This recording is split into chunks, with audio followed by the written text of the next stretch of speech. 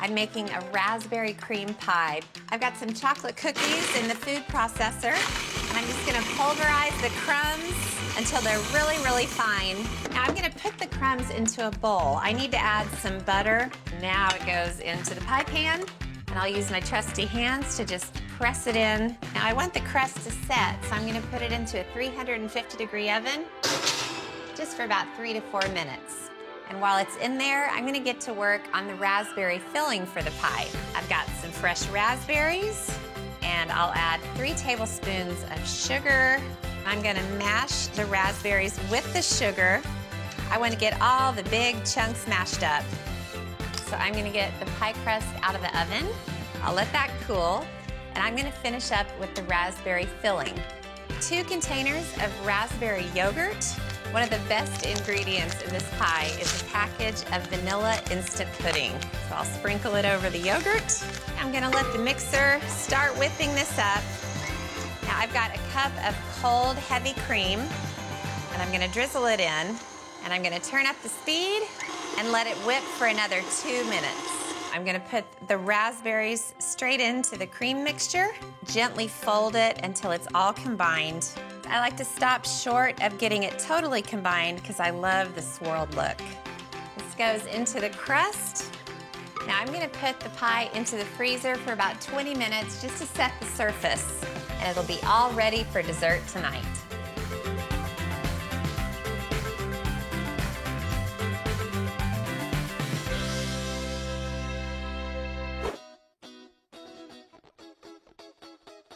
To turn it into confetti cake batter, I'm gonna add rainbow sprinkles, a whole cupful, which is a lot, but this is a 3-layer cake. I like to fold it in manually instead of putting it in the mixer. Sometimes the mixer can break up the sprinkles a little bit and cause a mess. I'll get the same amount of batter, give or take, in each of the 3 pans. Cakes are ready to go into the oven. They're gonna bake at 350 degrees for 30 minutes. Okay, the cakes are baked and cooled. I'll start by putting a cup of this absolutely beautiful buttercream right on top. I sliced off the very top of each layer just to make sure the cake is super even.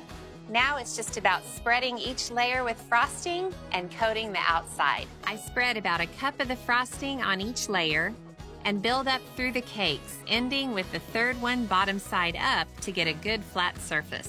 Then I spread the rest of the frosting over the top and sides of the cake. That's it for the frosting. Now I'll move on to decorating. I'm gonna do a little special something with sprinkles. I made a stencil with a T for Todd and a C for Caleb, and I'll just set it carefully on top and grab the rest of the sprinkles that I didn't use. And I'm gonna be really careful and sprinkle the sprinkles right inside the letters. Okay, I'm just gonna lightly press to make sure the sprinkles stay put when I take the stencil off. And I'll use a brush to just brush away the excess. And then I'll grab the wax paper and carefully peel it off. And we've got a sprinkly T and a sprinkly C.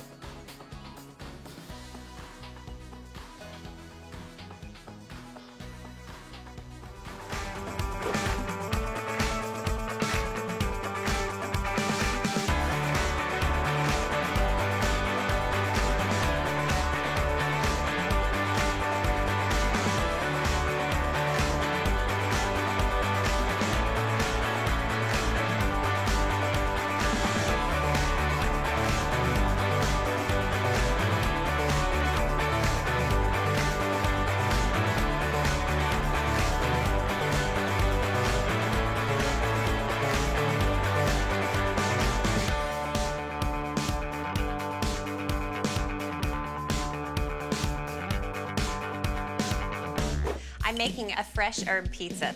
I've got 3/4 of a cup of warm water, and I sprinkled in half a teaspoon of yeast, and then I'll add 2 cups of flour to the mixer, half a teaspoon of kosher salt, put the mixer on low, and drizzle in a 1/4 cup of olive oil. The yeast and water mixture should be good. Drizzle that in.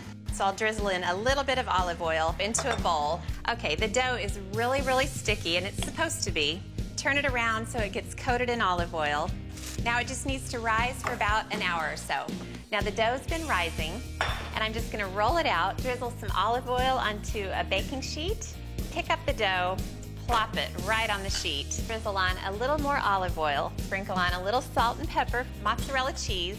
All right, that looks good. The pizza's just gonna bake at 500 degrees for about 12 to 14 minutes, and it's gonna be perfect.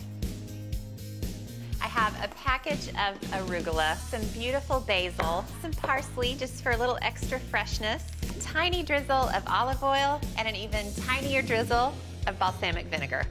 Put the greens all over the top. Now I'll cut this up just to finish it off. Plenty of grated Parmesan.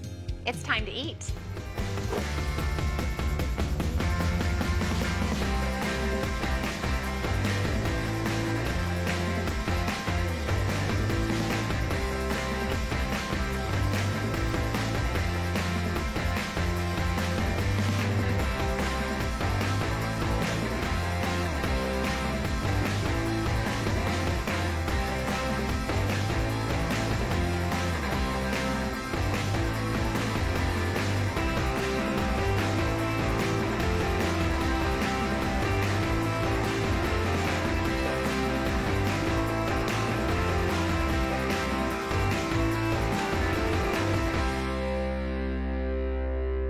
Good old ground beef becomes hearty meat pies. Can't argue with that.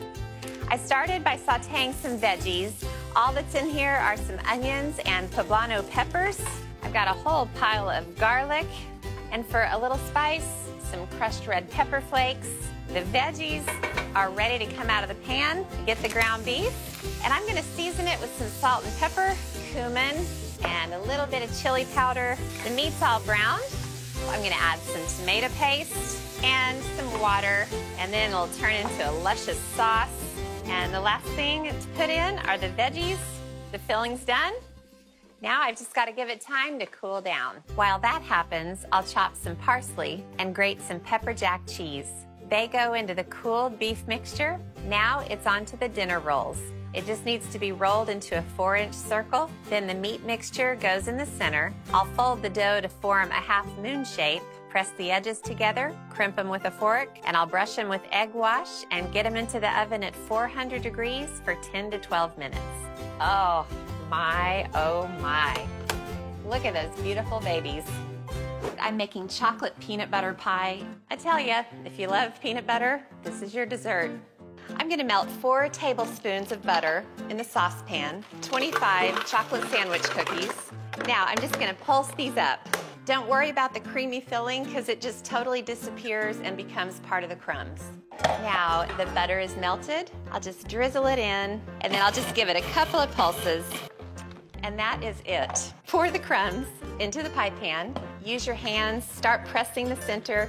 I'm just gonna stick the crust in a 350-degree oven for about 5 or 7 minutes just to get it set. Okay, the crust is done, so I'll just let that cool while I make the filling.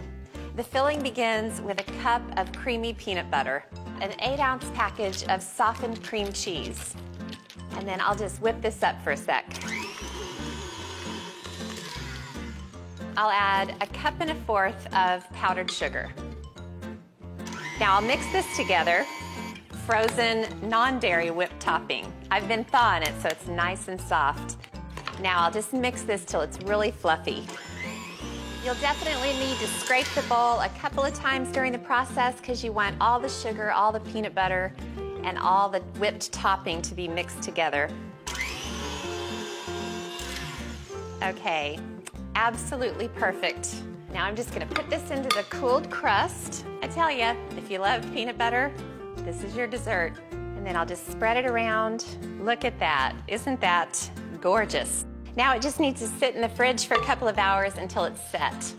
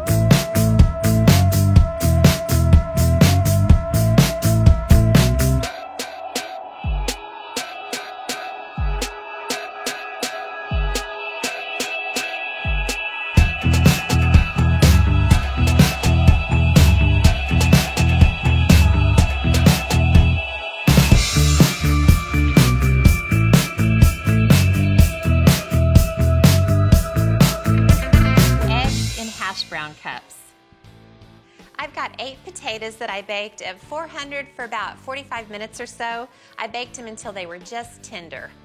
They're totally cooled, so they're really easy to grate. All right, I got all the potatoes grated, which is a good thing because the grater is totally full.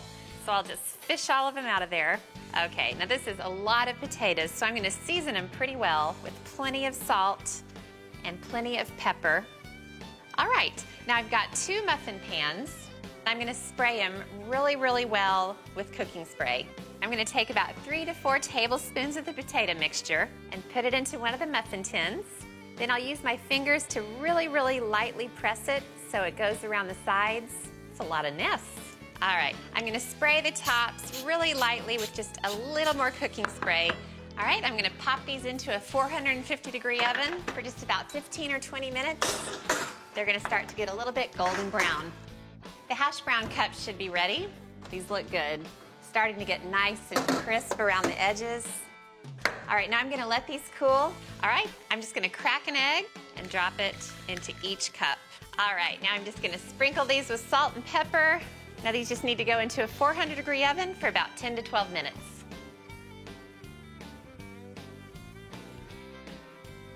I started with a frozen store-bought pound cake, and I cut it into 3 slices.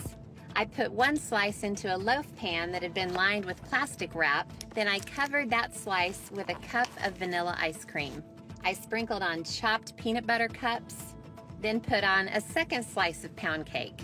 The next layer of ice cream was chocolate, Todd's favorite.